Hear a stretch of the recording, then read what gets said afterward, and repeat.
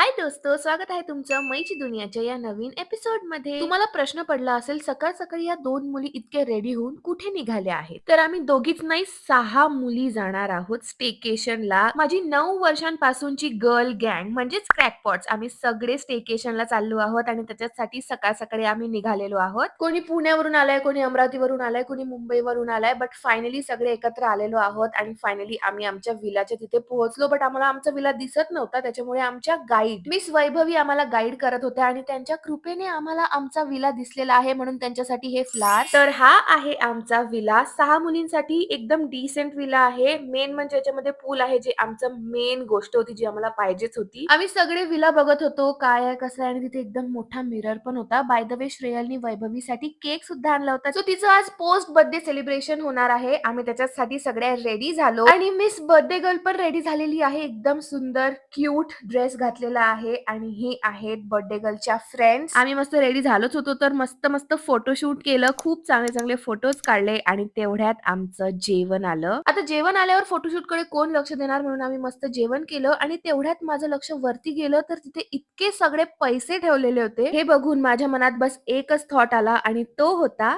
पैसा ही पैसा होगा.